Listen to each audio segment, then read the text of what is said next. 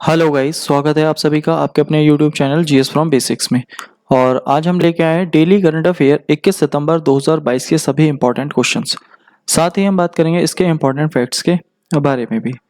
तो गाइस, आपको video skip नहीं करनी है और वीडियो पूरा देखना है। जो भी हमारे इंपॉर्टेंट फैक्ट्स होंगे एग्जाम रिलेटेड, हम उस सभी की बातें करेंगे। और अगर आपने अभी तक हमारा चैनल सब्सक्राइब नहीं किया है तो आप हमारे चैनल को सब्सक्राइब कर लीजिए। यहाँ आपको डेली करंट अफेयर के साथ साथ वीकली करंट अफेयर भी अवेलेबल होता रहेगा। और साथ ही आज की पीडीएफ फाइल आप हमारे टेलीग्राम ग्रुप या व्हाट्सएप ग्रुप या डिस्क्रिप्शन बॉक्स में लिंक दिया हुआ है, आप वहां से भी डाउनलोड कर सकते हैं। तो चलिए गाइस, शुरू करते हैं हमारी आज की वीडियो। तो आज का हमारा फर्स्ट क्वेश्चन है, प्रतिवर्ष विश्व बांस दिवस कब मनाया जाता है? तो अगर बांस की बात आती है तो बांस अगर हम देखें तो एक हमारा है वर्ल्ड बैम्बो ऑर्गेनाइजेशन यानी कि बांस संगठन। और बांस संगठन का जो हेडक्वार्टर है, इसका हेडक्वार्टर पड़ता है एंटवर्प में। और एंटवर्प जो है ये है बेल्जियम में। अब इसी की जो WBO है यानी वर्ल्ड बो ऑर्गेनाइजेशन, इसकी एक मीटिंग चल रही थी 2009 में थाईलैंड की राजधानी बैंकॉक में। और यहीं पर 18 सितंबर को यह तय किया गया कि इस दिन बांस दिवस मनाया जाएगा। तो इसीलिए इसका आंसर हो गया ऑप्शन बी हमारा राइट आंसर, 18 सितंबर। तो विश्व बांस दिवस मनाया जाता है प्रत्येक 18 सितंबर को। अब बेल्जियम की बात आती है तो बेल्जियम में कई सारे मुख्यालय हैं। जैसे अगर हम बात करें EU का यानी यूरोपियन यूनियन, तो यूरोपियन यूनियन का मुख्यालय भी कहाँ है? ब्रुसेल्स, बेल्जियम में। इसके अलावा अगर हम बात करें नाटो का मुख्यालय भी ब्रुसेल्स, बेल्जियम में है। और अन्य हम बात करें शार्क, तो शार्क का अगर देखा जाए, शार्क का जो मुख्यालय है ये काठमांडू में है। इसके अलावा आसियान का जो मुख्यालय है, आसियान का मुख्यालय जकार्ता में है। तो ये सभी आपको याद रखने हैं जो इम्पोर्टेंट है। और एक हमारे भारत में एक डांस भी है जो बैम्बू डांस भी बोला जाता है, जिसे चिरऊ भी बोलते हैं। ये मिजोरम का काफी ज्यादा फेमस है बैम्बू डांस। तो ये आपको सभी फैक्ट्स याद रखने हैं। नेक्स्ट है हमारा अगला क्वेश्चन, देश में पहली बार किस राज्य विधानमंडल सत्र में महिला विधायकों के लिए एक दिन आरक्षित किया गया है? तो विधानमंडल की अगर बात आती है तो विधानमंडल में हमारी दो चीजें आती हैं, एक तो आती है हमारी विधानसभा और एक आती है हमारी विधान परिषद। अब इसका जो आंसर है इस क्वेश्चन का कि राज्य विधानमंडल सत्र में महिला विधायकों के लिए एक दिन आरक्षित किया गया है, तो ये किया गया उत्तर प्रदेश में, यानी ऑप्शन डी इसका राइट आंसर है। अब उत्तर प्रदेश की विधानसभा में कुल सीटें हैं 403 और विधान परिषद में सीटें हैं 100। अब इन 100 सीटों में 6 सीटें महिलाओं के लिए हैं और इन 403 सीटों में 47 सीटें महिलाओं की हैं। और इसीलिए यहाँ पर विधानमंडल में ये तय किया गया है कि महिलाओं की समस्या से रिलेटेड जो भी मुद्दे होंगे, जो भी बातें होंगी, उन्हें महिलाओं को उस पर बोलने के लिए समय दिया जाएगा। और मिनिमम 3 मिनट का समय होगा और मैक्सिमम 8 मिनट का समय दिया जाएगा महिलाओं को, स्पेशली एक बार जरूर दिया जाएगा। तो ये इंपॉर्टेंट फैक्ट है। और अगर हम बात करें उत्तर प्रदेश की जो विधानमंडल है ये द्विसदनीय है, यानी कि यहाँ पर विधान परिषद है। और उत्तर प्रदेश के अलावा अगर हम बात करें यूपी, बिहार, महाराष्ट्र और कर्नाटक, आंध्र प्रदेश और तेलंगाना, इन 6 राज्यों में द्विसदनीय विधायिका है। तो ये सभी आपको याद रखने हैं। और उत्तर प्रदेश के जो विधानसभा के स्पीकर हैं उनका नाम आपको याद रखना है। उनका नाम है, स्पीकर का नाम सतीश महाना। तो सतीश महाना जो है वो उत्तर प्रदेश के स्पीकर हैं, उनका नाम आपको याद रखना है। और उत्तर प्रदेश में नाइट सफारी भी बन रही है लखनऊ में, जो सिंगापुर की तर्ज पर बनेगी। और उत्तर प्रदेश में अगर देखा जाए, देश का पहला अमृत सरोवर बना था रामपुर के पटवाई में। इसके अलावा स्कूल चलो अभियान उत्तर प्रदेश के श्रावस्ती से शुरू हुआ था। तो ये सभी बातें आपको उत्तर प्रदेश से रिलेटेड याद रखनी है। नेक्स्ट है हमारा अगला क्वेश्चन, सितंबर 2022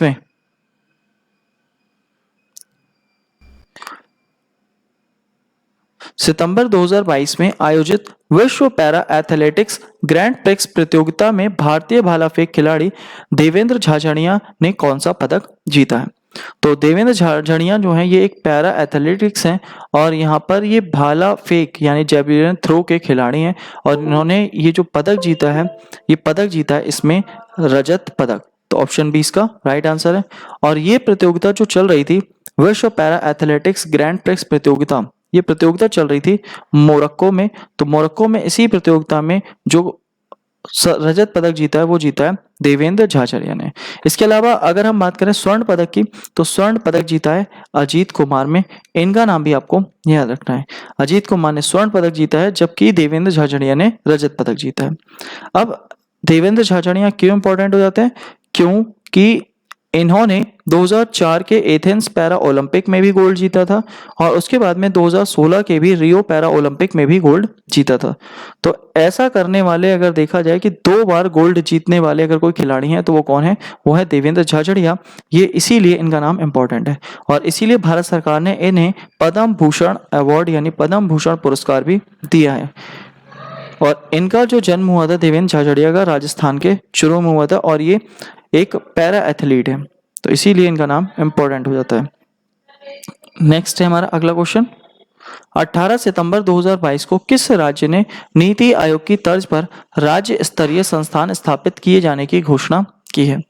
अब नीति आयोग की अगर बात आती है तो पहली बात तो नीति की फुल फॉर्म भी पूछी जाती है, national institute for transforming India, और हिंदी में इसको बोलते हैं राष्ट्रीय भारत परिवर्तन संस्था। और इसकी स्थापना हुई थी 1 जनवरी 2015 को और इसकी जो स्थापना हुई है वो हुई है योजना आयोग के स्थान पर।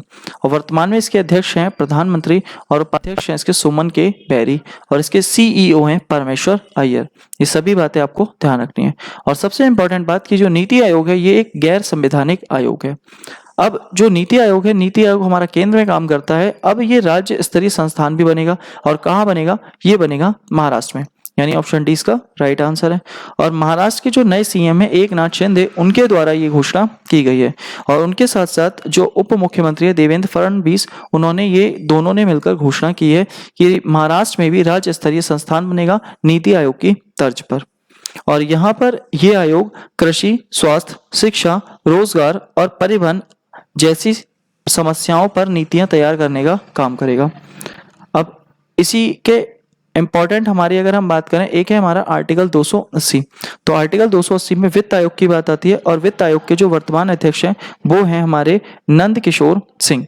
इसके अलावा अगर हम बात करें आर्टिकल 324, तो आर्टिकल 324 में बात आती है चुनाव आयोग की और वर्तमान में इसके अध्यक्ष हैं राजीव कुमार।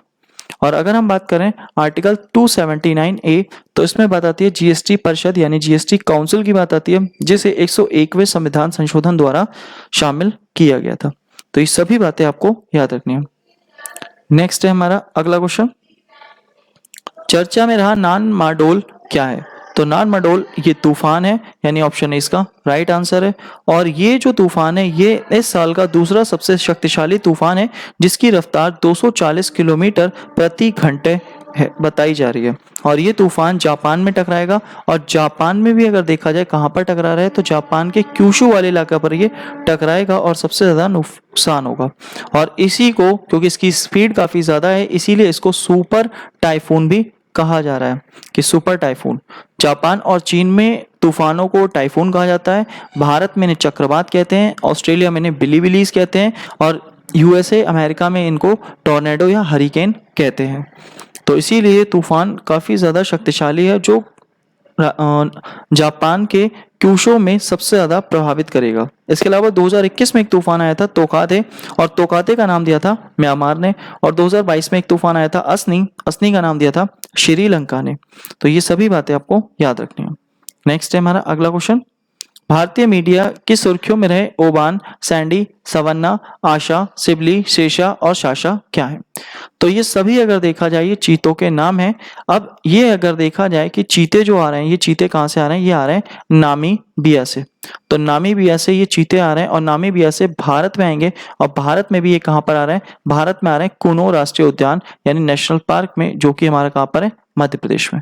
और इन चीतों की संख्या कितनी है? तो ये 8 चीते हैं, जिनमें से अगर हम बात करें कि ओबान, सैंडी, सवन्ना, चिबली, शेषा और शाशा, तो ये हमारे जो चीते थे इनका नाम पहले ही रख दिया गया था। और अब अगर बात आती है जो आशा है, आशा अगर देखा जाए तो ये एक मादा चीता है। 7 चीतों का नाम पहले ही रख दिया गया था जिसे नामीबिया नहीं रख दिया था। और अब जो एक बचे थे, एक हमारी मादा जो थी उसका नाम, जो हमारे प्रधानमंत्री नरेंद्र मोदी जी हैं उन्होंने इसका नाम रखा है आशा। तो ये जो टोटल 8 चीते आए थे इन 8 में अगर देखें तो 5 हमारी मादा हैं और 3 हमारे नर हैं, जिसमें से 7 का नाम नाबीबा ने रखा और 8वें का नाम प्रधानमंत्री नरेंद्र मोदी द्वारा रखा गया। तो इसीलिए आपको सभी नाम इसमें याद रखने हैं, जिसमें से आशा नाम बड़ा इंपॉर्टेंट है क्योंकि प्रधानमंत्री नरेंद्र मोदी द्वारा रखा गया है। नेक्स्ट हमारा अगला क्वेश्चन, 18 सितंबर 2022 को किसने अपना पहला डूरंड कप फुटबॉल टूर्नामेंट खिताब जीता है? तो डूरंड कप की अगर बात करें, ये एशिया का सबसे पुराना कप है और विश्व का तीसरा सबसे पुराना कप है और ये फुटबॉल से संबंधित है और इसका 131वां संस्करण आयोजित किया गया था, क्योंकि इसका पहला जो संस्करण था, पहला संस्करण 1888 में हिमाचल प्रदेश में आयोजित हुआ था और इसे सबसे ज्यादा बार अगर किसी ने जीता है तो ये है मोहन बागान क्लब। इसने लगभग 16 बार इसे जीता है। अब इस बार का जो 131वां संस्करण हुआ था, ये जो फाइनल मैच हुआ था बेंगलोर और मुंबई के बीच में हुआ था, जिसमें बेंगलोर जीत गया, यानी बेंगलोर इसमें विजेता है और मुंबई सिटी इसमें उपविजेता है। और इसका जो फाइनल हुआ था, इसका फाइनल साल्ट लेक स्टेडियम पश्चिम बंगाल में आयोजित हुआ था और इसमें सुनील छेत्री जो थे, सुनील छेत्री ने ये कप अपने नाम कर लिया है बेंगलुरु की टीम से। तो ये सभी बातें आपको याद रखनी है। इसके अलावा फीफा वर्ल्ड कप की अगर बात करें, फीफा वर्ल्ड कप 2022 कतर दोहा में आयोजित होगा, जबकि हमारा फीफा वर्ल्ड कप जो 2026 है वो यूएस और कनाडा में आयोजित होगा, यूएसए और कनाडा में आयोजित होगा। इसके अलावा संतोष ट्रॉफी केरल ने जीती थी, थॉमस कप भारत ने जीता था और मनीषा कल्याण फुटबॉल की सर्वश्रेष्ठ खिलाड़ी है भारत की। नेक्स्ट है हमारा अगला क्वेश्चन, कजाकिस्तान ने अपने देश की राजधानी नूर सुल्तान का नाम बदलकर क्या कर दिया? तो जो कजाकिस्तान है ये 1991 में बना था और 1991 में ये रशिया से टूटने के बाद बना था और जब ये अलग हुआ था रशिया से टूटने के बाद में, तो इसकी राजधानी का नाम सबसे पहले था अलमाटी। अलमाटी नाम था इसकी राजधानी का और अलमाटी के बाद इसका नाम कर दिया गया अस्थाना। तो अस्थाना नाम हुआ और अस्थाना के बाद में इसका नाम हो गया नूर सुल्तान। और जो नूर सुल्तान नाम था, नूर सुल्तान यहाँ के जो पहले राष्ट्रपति थे उनके सम्मान में इसका नाम बदलकर कर दिया गया था नूर सुल्तान। अब यहाँ की जो जनता है उसने कहा कि नूर सुल्तान का नाम बदलकर वापस क्या कर देना चाहिए, अस्थाना कर देना चाहिए। तो किसी व्यक्ति विशेष के नाम पर इसका नाम नहीं होना चाहिए, इसीलिए अब इसका वापस नाम जो नूर सुल्तान से बदलकर कर दिया गया है, अस्थाना कर दिया गया है। तो यानी ऑप्शन सी इसका राइट आंसर है। तो अस्थाना इसका आंसर हो गया। और अगर हम बात करें कि जो कजाकिस्तान है, तो कजाकिस्तान विश्व का सबसे बड़ा लैंडलॉक कंट्री है, यानी सबसे बड़ा स्थल अवरुद्ध देश है, ये आपको याद रखना है। और कजाकिस्तान और उज्बेकिस्तान की सीमा पर एक सागर है अरल सागर, और अरल सागर काफी ज्यादा फेमस है क्योंकि ये इंसानों की मानवीय गतिविधियों के कारण सूख गया, इसीलिए ये काफी ज्यादा चर्चाओं में रहा है। नेक्स्ट है हमारा अगला क्वेश्चन, हाल ही में कौन सा राज्य खाद्य सुरक्षा एटलस प्रकाशित करने वाला देश का तीसरा राज्य बन गया? तो खाद्य सुरक्षा मतलब खाद्य संरक्षण हो सके, तो इसके लिए खाद्य सुरक्षा एटलस प्रकाशित करने वाला पहला राज्य अगर हम बात करें तो पहला तो हमारा था बिहार और दूसरा था हमारा उड़ीसा और अब तीसरा बन गया हमारा कौन सा, झारखंड। तो यहाँ बात चल रही है तीसरे राज्य की, तो यानी आंसर हो गया हमारा झारखंड, इसका आंसर हो गया। और पहला भी आपको याद रखना बिहार, दूसरा उड़ीसा और तीसरा झारखंड, ये सभी इंपॉर्टेंट है। अब इसके अलावा अगर हम बात करें कि हमारे जो अलग अगर देखा जाए कि हमारे कुछ और प्रमुख संग्रहालय हैं, तो जैसे खाद्य संग्रहालय, तो खाद्य संग्रहालय तंजावुर तमिलनाडु में। और अगर हम बात करें भारत का सबसे बड़ा समुद्री संग्रहालय कहाँ बन रहा है, तो लोथल गुजरात में बन रहा है। इसके अलावा अगर हम बात करें जो हमारा राखी गढ़ी है, तो राखी गढ़ी में हड़प्पा सभ्यता से संबंधित सबसे बड़ा संग्रहालय बन रहा है। और अगर बात करें वर्ल्ड एटलस किसने जारी करा, तो वर्ल्ड एटलस केरल के द्वारा जारी किया गया और जीएसटी संग्रहालय गोवा में बनाया जा रहा है। तो ये सभी बातें आपको याद रखनी है। और अगर झारखंड की बात करो तो यहाँ का एक त्योहार बड़ा ही फेमस है, यहाँ का एक त्योहार है सरहुल त्योहार, तो सरहुल त्योहार झारखंड का है।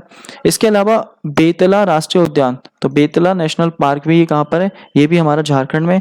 इसके अलावा जो टिस्को है, तो टिस्को अगर देखा जाए तो टिस्को भी ये हमारी कहाँ पर है, ये हमारी सांची जमशेदपुर में है और इसकी स्थापना 1907 में हुई थी। तो ये सभी बातें आपको याद रखनी है। नेक्स्ट हमारा अगला क्वेश्चन, हाल ही में कौन सा देश श्रीलंका का सबसे बड़ा द्विपक्षीय ऋणदाता देश बन गया है? तो अभी तक अगर देखा जाए 2017 से लेकर 2021 तक जो सबसे ज्यादा श्रीलंका ने व्यापार करा था वो चीन के साथ व्यापार करा था। लेकिन अभी बीते कुछ समय में पिछले 4 महीनों में श्रीलंका में आपातकाल लग गया था और आपातकाल भी राजनीतिक रूप से, आर्थिक रूप से और खाद्यान्न के रूप से अगर देखा जाए हर तरह से श्रीलंका में आपातकाल था, जिस दौरान भारत की तरफ से सबसे ज्यादा श्रीलंका की हेल्प करी गई और भारत ने इसे दवाइयाँ, खाद, ईंधन और खाद्यान्न वगैरह सभी चीज़ों की आपूर्ति करी, जिस कारण जो भारत है वो श्रीलंका का सबसे बड़ा द्विपक्षीय ऋणदाता बन गया है। तो यानी आंसर हो गया इसका ऑप्शन बी भारत। तो भारत इसका राइट आंसर है, क्योंकि भारत ने सबसे ज़्यादा हेल्प करी है किसकी? श्रीलंका की। तो द्विपक्षीय ऋणदाता कौन हो गया? भारत। तो ये थे हमारे आज के सभी इंपॉर्टेंट क्वेश्चन। साथ ही आज की पीडीएफ फाइल आप हमारे टेलीग्राम ग्रुप, व्हाट्सएप ग्रुप या डिस्क्रिप्शन बॉक्स के लिंक से भी डाउनलोड कर सकते हैं। और गाइस, वीडियो अच्छी लगी हो तो प्लीज़ वीडियो को लाइक करें, शेयर करें, कमेंट करें और चैनल को सब्सक्राइब करें। Thank you guys, thanks for watching.